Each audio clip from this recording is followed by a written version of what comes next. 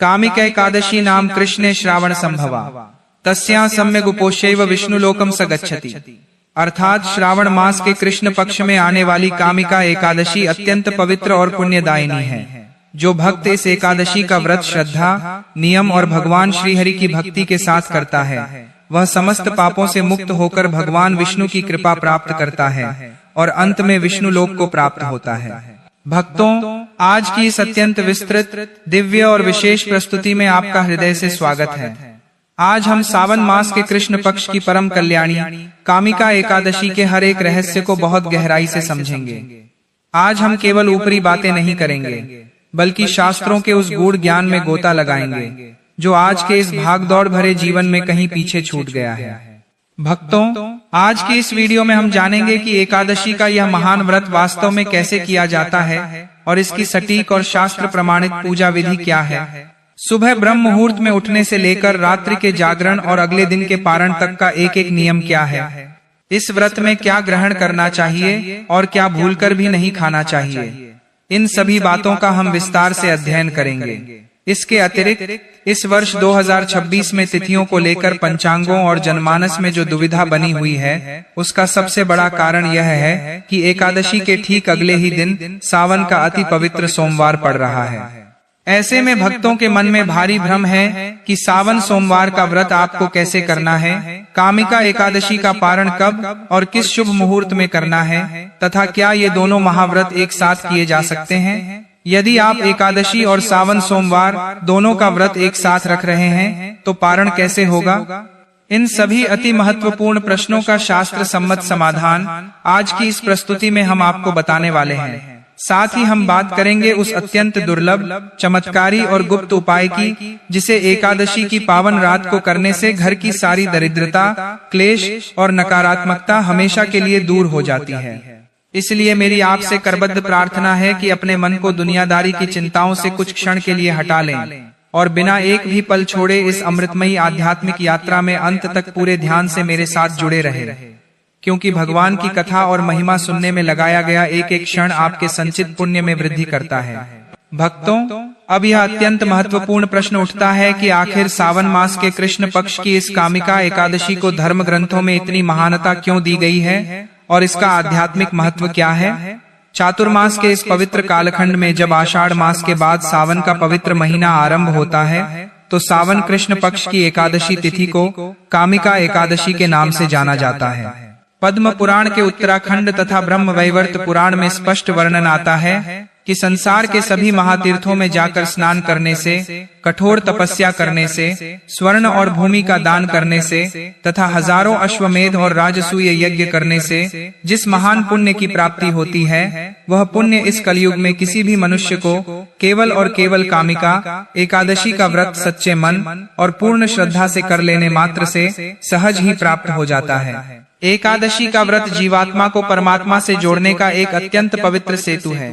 धर्मराज युधिष्ठिर ने भी एक बार भगवान श्री कृष्ण से यही प्रश्न पूछा था कि हे मधुसूदन, सावन मास के कृष्ण पक्ष की एकादशी का क्या नाम है और इसका क्या महात्म्य है। तब भगवान श्री कृष्ण ने अपने मुखारविंद से जो परम पावन ज्ञान और कथा सुनाई थी, आइए पूरे मन, एकाग्रता और श्रद्धा के साथ उसका श्रवण करें। भगवान श्री कृष्ण ने कहा, हे धर्मराज, इस एकादशी की पावन कथा स्वयं ब्रह्मा जी ने देवर्षि नारद जी को सुनाई थी। नारद जी ने जब ब्रह्मा जी से पूछा कि हे पितामह, सावन मास के कृष्ण पक्ष की एकादशी का फल क्या है, तब ब्रह्मा जी ने कहा कि हे नारद, जो फल भगवान विष्णु की पूजा से मिलता है, वही फल कामिका एकादशी की कथा सुनने मात्र से मिल जाता है। जो मनुष्य सावन के महीने में भगवान श्रीधर, हरि, विष्णु या वासुदेव का पूजन करता है, उसके द्वारा मानो ब्रह्मा, विष्णु और महेश तीनों देवताओं की पूजा हो जाती है। सावन का महीना देवाधिदेव महादेव को समर्पित है और एकादशी तिथि भगवान विष्णु की स्वरूपा है। इसलिए इस दिन हरि, विष्णु और हर शिव दोनों का एक साथ पूजन करने से मनुष्य के जन्म जन्मांतर के पाप नष्ट हो जाते हैं। शास्त्रों में कामिका एकादशी की जो परम पावन पौराणिक कथा वर्णित है, उसे ध्यान पूर्वक सुनिए। प्राचीन काल में एक समृद्ध नगर में एक अत्यंत क्रोधी और बलवान जमींदार रहता था। स्वभाव से उग्र होने के कारण एक दिन किसी बात को लेकर उसका गांव के एक धर्मनिष्ठ ब्राह्मण के साथ भयंकर विवाद हो गया। विवाद इतना बढ़ गया कि क्रोध के आवेश में आकर उस जमींदार के हाथों अनजाने में उस ब्राह्मण की हत्या हो गई। जब जमींदार का क्रोध शांत हुआ तो उसे अपनी इस भयंकर भूल पर भारी पश्चाताप हुआ। उसने प्रायश्चित के रूप में उस ब्राह्मण का दाह संस्कार करने की इच्छा जताई, परंतु गांव के अन्य ब्राह्मणों और समाज के लोगों ने उसे कुलघाती व ब्रह्महत्यारा मानकर पूरी तरह बहिष्कृत कर दिया। ब्राह्मणों ने उसके घर का अन्न और जल ग्रहण करने से साफ मना कर दिया। ब्रह्महत्या के घोर पाप, सामाजिक बहिष्कार और आत्मा की भारी ग्लानि से पीड़ित होकर वह जमींदार वनों की ओर निकल गया और एक सिद्ध महर्षि के आश्रम में पहुंचा। उसने महर्षि के चरणों में गिरकर रो रो कर प्रार्थना की कि हे ऋषिवर, मुझसे अनजाने में ब्रह्महत्या का महापाप हो गया है। इस पाप के कारण मेरी आत्मा दिन रात जल रही है। कृपा करके मुझे इस घोर पाप से मुक्ति का कोई अचूक मार्ग बताइए। महर्षि ने अपने दिव्य ज्ञान से देखा और अत्यंत दयाद्र होकर कहा, हे जमींदार, तुम दुखी मत हो। सावन मास के कृष्ण पक्ष में आने वाली कामिका एकादशी का महाव्रत सर्व पापहर और परम कल्याणी है। तुम सावन कृष्ण एकादशी के दिन पूर्ण निष्ठा, एकाग्रता, सात्विकता और व्रत के नियमों का पालन करते हुए भगवान श्री हरि विष्णु की पूजा करो और उनके चरणों में अपने अपराधों की क्षमा मांगो। भगवान मधुसूदन परम दयालु हैं, वे तुम्हारे इस महापाप का शमन कर देंगे। महर्षि की आज्ञा शिरोधार्य करके उस जमींदार ने सावन कृष्ण पक्ष की कामिका एकादशी के दिन सूर्योदय से पूर्व उठकर पवित्र जल से स्नान किया। भगवान विष्णु की प्रतिमा स्थापित कर धूप, दीप, गंध और नैवेद्य से पूजन किया तथा पूरे दिन उपवास रखकर रात्रि भर भगवान के मंदिर में जागरण किया। वह पूरी रात श्री हरि के चरणों में बैठकर रोता रहा और अपने पापों की क्षमा मांगता रहा। उसकी सच्ची श्रद्धा, पश्चाताप और भक्ति को देखकर मध्य रात्रि में साक्षात भगवान श्री हरि विष्णु प्रकट हुए। भगवान नारायण ने उसे दर्शन देकर कहा कि हे जमींदार, तुम्हारी निष्ठा और कामिका एकादशी के इस महाव्रत के प्रभाव से तुम्हारा ब्रह्महत्या का पाप पूर्णतः भस्म हो गया है। भगवान के दिव्य स्पर्श से जमींदार पाप मुक्त हो गया और उसे अक्षय पुण्य की प्राप्ति हुई। तभी से शास्त्रों में इस एकादशी को समस्त पापों का नाश करने वाली और मनोकामनाओं को पूर्ण करने वाली कामिका एकादशी के नाम से पूजा जाता है। भक्तों, अब सबसे बड़ा महत्वपूर्ण और व्यावहारिक विषय आता है कि इस वर्ष 2026 में कामिका एकादशी की सही तिथि क्या है और अगले दिन सावन सोमवार पड़ने के कारण पारण का सटीक नियम क्या है।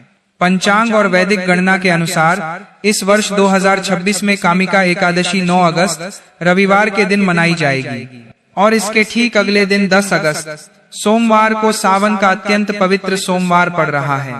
ऐसे में जो भक्त 9 अगस्त को कामिका एकादशी का व्रत रख रहे हैं, उनके लिए 10 अगस्त को पारण करना अति अनिवार्य है, क्योंकि शास्त्रों का अटल नियम है कि बिना पारण किए एकादशी का व्रत अधूरा रहता है और पारण किए बिना अगले व्रत का पुण्य प्राप्त नहीं होता।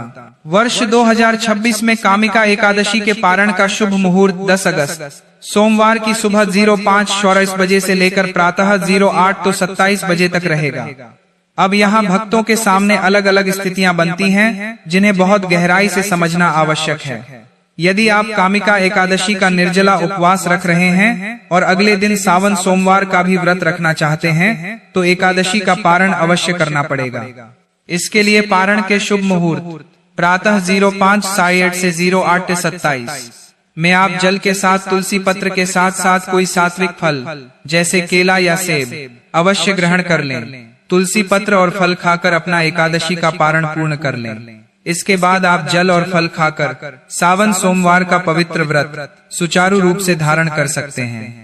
परंतु यदि आप कामिका एकादशी से लेकर सावन सोमवार तक लगातार 2 दिनों का कड़ा निर्जला उपवास रखना चाहते हैं, जो कि अत्यंत कठिन तपस्या है और जिसकी सलाह मैं आपको तभी दूंगा जब आपका शरीर पूरी तरह से हष्ट-पुष्ट, स्वस्थ और तंदुरुस्त हो, तो भी एकादशी का पारण करना अत्यंत आवश्यक है, क्योंकि बिना पारण किए एकादशी का व्रत संपूर्ण नहीं होता और पारण किए बिना सोमवार का व्रत आरंभ नहीं हो सकता।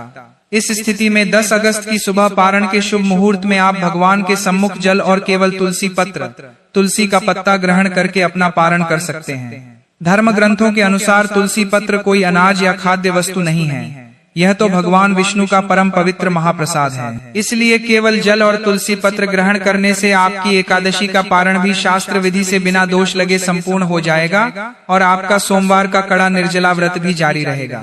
तीसरी स्थिति उन भक्तों के लिए है जो एकादशी के दिन फलाहार फल खाकर व्रत रखते हैं। यदि आप फलाहारी एकादशी व्रत कर रहे हैं तो सोमवार की सुबह भगवान के सामने हाथ जोड़कर प्रार्थना करें, हे प्रभु श्री हरि, मेरे एकादशी के व्रत को संपूर्ण कीजिए क्योंकि मुझे सावन सोमवार का पवित्र व्रत करना है।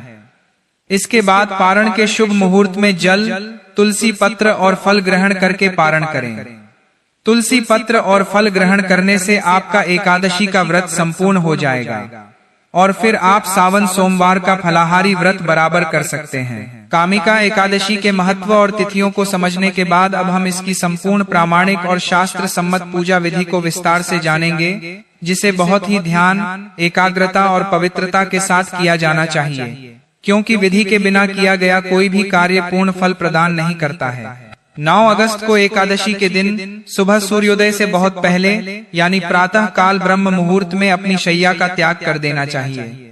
निद्रा से उठते ही सबसे पहले अपनी दोनों हथेलियों के दर्शन करें, क्योंकि शास्त्रों में कहा गया है कि हथेली के अग्र भाग में लक्ष्मी, मध्य में सरस्वती और मूल भाग में गोविंद का निवास होता है। भगवान श्री हरि विष्णु और माता लक्ष्मी का हृदय से स्मरण करते हुए उन्हें प्रणाम करें और फिर बिस्तर से पैर नीचे रखने से पहले क्षमा मांगते हुए पृथ्वी माता को प्रणाम करके अपने दिन की शुरुआत करें। इसके पश्चात शौचादि नित्य कर्मों से निवृत्त होकर स्नान करें। यहाँ ध्यान रखें कि स्नान के जल में थोड़ा सा गंगाजल और काले तिल अवश्य मिला लें। शास्त्रों में सावन के महीने में तिल और गंगाजल युक्त स्नान को अत्यंत पवित्र माना गया है। स्नान के पश्चात स्वच्छ धुले हुए और हो सके तो पीले या हल्के लाल रंग के सूती वस्त्र धारण करें, क्योंकि पीला रंग भगवान विष्णु को और लाल रंग सावन में अत्यंत प्रिय है। इस दिन काले या गहरे नीले रंग के वस्त्रों का प्रयोग पूजा में या दिन भर पहनने में बिल्कुल नहीं करना चाहिए, क्योंकि यह रंग नकारात्मकता को बढ़ाते हैं। इसके बाद अपने घर के मंदिर या पूजा स्थल को अच्छी तरह साफ करें और वहां थोड़ा गंगाजल छिड़ककर पूरे स्थान को पवित्र कर लें। भगवान विष्णु की प्रतिमा, शालिग्राम जी और साथ में एक छोटा शिवलिंग या शिव पार्वती की तस्वीर को एक साफ लकड़ी की चौकी पर पीला कपड़ा बिछाकर स्थापित करें। भगवान के सामने एक शुद्ध देसी घी का दीपक प्रज्वलित करें और फिर अपने दाहिने हाथ में थोड़ा सा शुद्ध जल, पीले पुष्प और कुछ काले तिल लेकर व्रत का संकल्प लें। एकादशी के दिन चावल का प्रयोग पूजा में भी निषेध माना जाता है, इसलिए तिल का प्रयोग करना चाहिए। संकल्प लेते समय मन ही मन अत्यंत विनम्र भाव से कहें कि हे ब्रह्मांड के स्वामी श्री हरि विष्णु, हे देवाधिदेव महादेव, आज 9 अगस्त को मैं सावन मास के कृष्ण पक्ष की कामिका एकादशी का यह पावन व्रत कर रही हूँ। मुझ अज्ञान मनुष्य को ऐसी शक्ति और भक्ति प्रदान कीजिए कि मैं बिना किसी विघ्न बाधा के इस व्रत को पूर्ण कर सकूं। यदि मुझसे पूजा में कोई भूल चूक हो जाए तो मुझे क्षमा कीजिएगा। इस प्रकार संकल्प का जल भगवान के समक्ष छोड़ दें। संकल्प के बाद भगवान की विधिवत पंचोपचार या षोडशोपचार पूजा आरंभ करें। यदि आपके पास लड्डू गोपाल या शालिग्राम जी हैं, तो सबसे पहले उन्हें दक्षिणावर्ती शंख से पंचामृत, दूध, दही, शुद्ध घी, शहद और शक्कर से स्नान कराएं। उसके बाद उन्हें शुद्ध जल या गंगा जल से स्नान कराएं। फिर स्वच्छ वस्त्र पहनाकर भगवान के मस्तक पर पीले चंदन, केसर या गोपी चंदन का सुंदर तिलक लगाएं और उन्हें पीले पुष्पों की माला पहनाएं। साथ ही शिवलिंग पर भी जल, दूध और चंदन अर्पित करें। भगवान को नैवेद्य में घर में बनी सात्विक मिठाई, मखाने की खीर या ताजे फल अर्पित करें। सबसे महत्वपूर्ण बात यह है कि भगवान विष्णु को भोग लगाते समय उसमें तुलसी दल अवश्य अर्पित करें, क्योंकि बिना तुलसी के भगवान विष्णु कोई भी भोग स्वीकार नहीं करते हैं। लेकिन भक्तों, यहाँ एक बात का अत्यंत विशेष और सूक्ष्म ध्यान रखें कि एकादशी के दिन 9 अगस्त और द्वादशी के दिन 10 अगस्त तुलसी जी के पत्ते तोड़ना शास्त्रों में सर्वथा वर्जित माना गया है। इसलिए आपको पूजा के लिए आवश्यक तुलसी दल एक दिन पहले यानी दशमी तिथि 8 अगस्त को ही सूर्यास्त से पूर्व स्नान करके तोड़कर रख लेने चाहिए। पूजा के बाद भगवान के समक्ष बैठकर शांत मन से विष्णु सहस्रनाम या श्रीमद् भगवद गीता का पाठ करें। यदि आप संस्कृत नहीं पढ़ सकते तो तुलसी या चंदन की माला पर कम से कम 108 बार नमो भगवते वासुदेवाय और सावन का महीना होने के कारण नमः शिवाय, महामंत्र का जाप अवश्य करें। पूजा के अंत में परिवार मिलकर कपूर और घी के दीपक से भगवान की आरती करें और साष्टांग प्रणाम करके क्षमा प्रार्थना करें। भक्तों, अब सबसे बड़ा व्यावहारिक प्रश्न उठता है कि कामिका एकादशी के इस महाव्रत में क्या खाना पीना चाहिए और इसके क्या कठोर नियम हैं। देखिए, यदि आपका स्वास्थ्य आपका साथ नहीं देता, यदि आप वृद्ध हैं, गर्भवती हैं या किसी रोग से पीड़ित हैं, तो आपको भूखा रहकर शरीर को कष्ट देने की आवश्यकता नहीं है। भगवान केवल आपके सच्चे भाव और निष्ठा के भूखे हैं। आप सात्विक फलाहार जैसे सेब, केला, पपीता, दूध, ताजे फलों का जूस, साबूदाना, मखाना और कुट्टू या सिंघाड़े के आटे का सेवन सीमित मात्रा में करके व्रत कर सकते हैं। सेंधा नमक और गाय के शुद्ध देसी घी का ही प्रयोग करें, परंतु इस दिन तामसिक भोजन का पूर्ण रूप से त्याग होना चाहिए। दशमी की रात 8 अगस्त से ही और एकादशी के पूरे दिन लहसुन, प्याज, किसी भी प्रकार का अनाज, गेहूं, दालें विशेषकर मसूर की दाल, बैंगन, मूली, कटहल, मांस, मदिरा और तंबाकू का सेवन पूरी तरह से वर्जित है। सबसे मुख्य नियम यह है कि एकादशी के दिन चावल, अक्षत का सेवन भूलकर भी नहीं करना चाहिए। शास्त्रों में एकादशी के दिन चावल खाना महर्षि मेधा के अंग ग्रहण करने के समान पाप माना गया है। इसके अलावा इस दिन किसी भी पेड़ पौधे की पत्ती या टहनी तोड़ना, दातून करना, दाढ़ी बाल कटवाना या नाखून काटना सख्त मना है। दिन के समय सोना, दिवास्वप्न भी वर्जित है, क्योंकि इससे व्रत के पुण्यों का क्षय होता है। अब बात करते हैं कामिका एकादशी की रात्रि के उन अत्यंत अचूक, चमत्कारी और गुप्त महाउपायों की, जिन्हें 9 अगस्त की रात को करने से भाग्य के बंद ताले खुल जाते हैं। पहला महाउपाय, पितृ दोष व दरिद्रता मुक्ति। कामिका एकादशी की शाम को सूर्यास्त के ठीक बाद गाय के शुद्ध घी या सरसों के तेल का एक दीपक लेकर पीपल के वृक्ष की जड़ के समीप प्रज्वलित करें और उसकी 7 बार परिक्रमा करें। सावन की एकादशी पर यह उपाय करने से पितृ प्रसन्न होते हैं, जन्मों जन्मों का दरिद्र दूर होता है और घर में सुख समृद्धि आती है। दूसरा महाउपाय, ग्रह दोष शांति। एकादशी की शाम को एक तांबे के लोटे में शुद्ध जल लें, उसमें थोड़ा सा दूध, काले तिल और गंगाजल मिलाकर शिवलिंग पर अर्पित करें और ओम नमः शिवाय का जाप करें। तत्पश्चात भगवान विष्णु के सामने तुलसी के पौधे के पास घी का दीपक जलाकर ओम नमो भगवते वासुदेवाय का जाप करें। इस उपाय से शनि, राहु और केतु के अशुभ प्रभाव तुरंत शांत हो जाते हैं।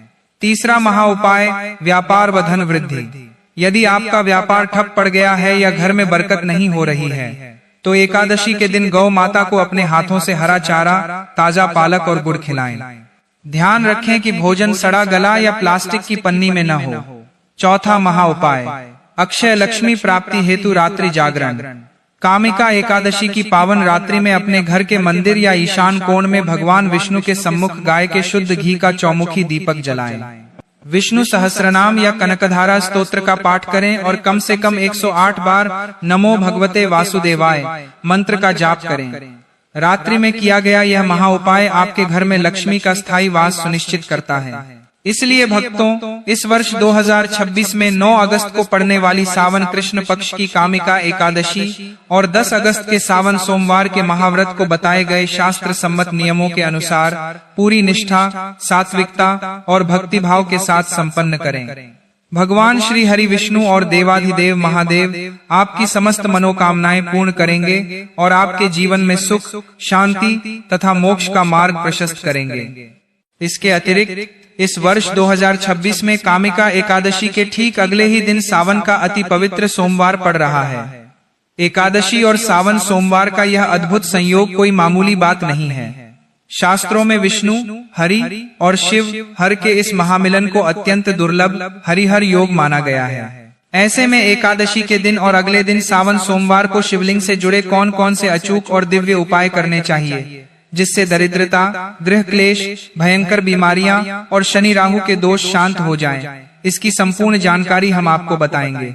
साथ ही हम जानेंगे कि कामिका एकादशी का पारण कब और किस शुभ मुहूर्त में करना है तथा क्या ये दोनों महाव्रत एक साथ किए जा सकते हैं। भक्तों, सबसे पहले यह गहराई से समझिए कि कामिका एकादशी के तुरंत बाद सावन सोमवार का आना इतना महाफलदायी क्यों है। सावन का पूरा महीना साक्षात भगवान शिव का स्वरूप है और एकादशी तिथि भगवान विष्णु की स्वरूपा मानी गई है। ब्रह्मवैवर्त पुराण और लिंग पुराण के अनुसार जब सावन के महीने में कामिका एकादशी आती है और उसके ठीक अगले दिन सावन सोमवार पड़ता है तो यह हरिहर योग का निर्माण करता है। एकादशी के दिन जब आप श्री हरि विष्णु की आराधना करते हैं और साथ में शिवलिंग का पूजन करते हैं तो भगवान विष्णु स्वयं महादेव से अपने भक्त के कल्याण की सिफारिश करते हैं। यह वह दुर्लभ समय है जब एक साथ त्रिभुवनपति शिव और बैकुंठपति विष्णु दोनों के द्वार अपने भक्तों के लिए खुल जाते हैं। पद्म पुराण के उत्तराखंड तथा ब्रह्मवैवर्त पुराण में स्पष्ट वर्णन आता है कि संसार के सभी महातीर्थों में जाकर स्नान करने से, कठोर तपस्या करने से और हजारों अश्वमेध यज्ञ करने से जिस महान पुण्य की प्राप्ति होती है वह पुण्य इस कलयुग में केवल कामिका एकादशी का व्रत सच्चे मन से कर लेने मात्र से प्राप्त हो जाता है। जो मनुष्य सावन के महीने में भगवान श्रीधर, हरि, विष्णु या वासुदेव का पूजन करता है उसके द्वारा मानो ब्रह्मा, विष्णु और महेश तीनों देवताओं की पूजा हो जाती है। इस दिन हरि और हर दोनों का एक साथ पूजन करने से मनुष्य के जन्म जन्मांतर के पाप भस्म हो जाते हैं। भक्तों, पंचांग और वैदिक गणना के अनुसार इस वर्ष 2026 में कामिका एकादशी 9 अगस्त रविवार के दिन मनाई जाएगी और इसके ठीक अगले दिन 10 अगस्त सोमवार को सावन का सोमवार पड़ रहा है। ऐसे में जो भक्त 9 अगस्त को कामिका एकादशी का व्रत रख रहे हैं उनके लिए 10 अगस्त को पारण करना अति अनिवार्य है, क्योंकि शास्त्रों का अटल नियम है कि बिना पारण किए एकादशी का व्रत अधूरा रहता है और पारण किए बिना अगले व्रत का पुण्य प्राप्त नहीं होता। वर्ष 2026 में कामिका एकादशी के पारण का शुभ मुहूर्त 10 अगस्त सोमवार की सुबह 5:47 बजे से लेकर प्रातः 8:20 बजे तक रहेगा। पारण के नियम को लेकर यहाँ 3 स्थितियां बनती हैं। यदि आप कामिका एकादशी का निर्जला उपवास रख रहे हैं और अगले दिन सावन सोमवार का भी व्रत रखना चाहते हैं तो एकादशी का पारण अवश्य करना पड़ेगा। इसके लिए पारण के शुभ मुहूर्त प्रातः 5:47 से 8:01 में आप जल, तुलसी पत्र और कोई सात्विक फल जैसे केला या सेब ग्रहण करके पारण पूर्ण कर लें। इसके बाद आप जल और फल खाकर सावन सोमवार का पवित्र व्रत सुचारू रूप से धारण कर सकते हैं। परंतु यदि आप कामिका एकादशी से लेकर सावन सोमवार तक लगातार 2 दिनों का कड़ा निर्जला उपवास रखना चाहते हैं, जो कि अत्यंत कठिन तपस्या है और जिसकी सलाह मैं आपको तभी दूंगा जब आपका शरीर पूरी तरह से स्वस्थ हो, तो भी एकादशी का पारण करना आवश्यक है। इस स्थिति में 10 अगस्त की सुबह पारण के शुभ मुहूर्त में आप केवल जल और तुलसी पत्र ग्रहण करके अपना पारण कर सकते हैं। धर्म ग्रंथों के अनुसार तुलसी पत्र कोई अनाज या खाद्य वस्तु नहीं है, यह तो भगवान विष्णु का महाप्रसाद है। केवल जल और तुलसी पत्र ग्रहण करने से आपकी एकादशी का पारण भी शास्त्र विधि से संपूर्ण हो जाएगा और आपका सोमवार का कड़ा निर्जला व्रत भी जारी रहेगा। तीसरी स्थिति उन भक्तों के लिए है जो एकादशी के दिन फलाहार व्रत रखते हैं। यदि आप फलाहारी एकादशी व्रत कर रहे हैं तो सोमवार की सुबह भगवान के सामने हाथ जोड़कर प्रार्थना करें कि हे प्रभु, मेरे एकादशी के व्रत को संपूर्ण कीजिए, क्योंकि मुझे सावन सोमवार का व्रत करना है। इसके बाद पारण के शुभ मुहूर्त में जल, तुलसी पत्र और फल ग्रहण करके पारण करें, जिससे आपका एकादशी का व्रत संपूर्ण हो जाएगा और फिर आप सावन सोमवार का फलाहारी व्रत रख सकते हैं। 9 अगस्त को एकादशी के दिन सुबह ब्रह्म मुहूर्त में उठकर अपनी हथेलियों के दर्शन करें और पृथ्वी माता को प्रणाम करें। शौचादि से निवृत्त होकर स्नान के जल में थोड़ा सा गंगाजल और काले तिल मिलाकर स्नान करें। स्वच्छ, हल्के पीले या लाल वस्त्र धारण करें। काले या नीले वस्त्रों का प्रयोग बिल्कुल न करें। घर के मंदिर में चौकी पर पीला कपड़ा बिछाकर भगवान विष्णु, माता लक्ष्मी और शिवलिंग स्थापित करें। देसी घी का दीपक प्रज्वलित कर हाथ में जल, तिल और पीले पुष्प लेकर व्रत का संकल्प लें। लड्डू गोपाल या शालिग्राम जी को पंचामृत व गंगाजल से स्नान कराएं। पीले चंदन का तिलक लगाएं। पीले पुष्प और मखाने की खीर अथवा फल अर्पित करें। भोग में तुलसी दल अवश्य रखें, लेकिन ध्यान रहे कि तुलसी पत्र 8 अगस्त दशमी को ही तोड़ लें। दिन भर नमो भगवते वासुदेवाय और नमः शिवाय का जाप करें। एकादशी पर चावल, गेहूं, दालें, विशेषकर मसूर, लहसुन, प्याज, बैंगन, मूली, कटहल और तामसिक भोजन का सेवन सख्त वर्जित है। शास्त्रों में एकादशी के दिन चावल खाना महर्षि मेधा के अंग ग्रहण करने के समान पाप माना गया है। केवल सात्विक फलाहार जैसे मखाना, साबूदाना, सेंधा नमक और फल ही ग्रहण करें। इस दिन दातून करना, बाल या नाखून काटना, पेड़ पौधों के पत्ते तोड़ना और दिन के समय सोना वर्जित है। अब बात करते हैं कामिका एकादशी और सावन सोमवार के महासंयोग पर शिवलिंग से जुड़े अचूक उपायों की। रोग मुक्ति के लिए तांबे के लोटे में जल, कच्चा दूध, गंगाजल, काले तिल और शहद मिलाकर शिवलिंग पर ओम त्र्यंबकम यजामहे मंत्र का जाप करते हुए अर्पित करें। कर्ज व दरिद्रता नाश के लिए 108 बेलपत्र पर पीले चंदन से राम राम लिखकर शिवलिंग पर अर्पित करें और ऊपर से थोड़ा घी व शक्कर चढ़ाएं। ग्रह दोष व राहु शनि शांति के लिए शिवलिंग पर 1 धतूरा, 11 शमी पत्र और कच्चा दूध चढ़ाकर श्री नीलकंठाय नमः का जाप करें। सुख शांति व धन वृद्धि के लिए संध्या काल में 1 दीपक शिवलिंग के पास और दूसरा तुलसी के पौधे के पास गाय के घी का जलाएं। पितृ दोष व समृद्धि हेतु एकादशी की शाम पीपल की जड़ में घी का दीपक जलाकर 7 परिक्रमा करें और गौ माता को हरा चारा व गुड़ खिलाएं। इस प्रकार 9 अगस्त को कामिका एकादशी और 10 अगस्त को सावन सोमवार का व्रत पूरी निष्ठा व सात्विकता से संपन्न करें। भगवान श्री हरि विष्णु और देवाधिदेव महादेव आपकी समस्त मनोकामनाएं पूर्ण करेंगे।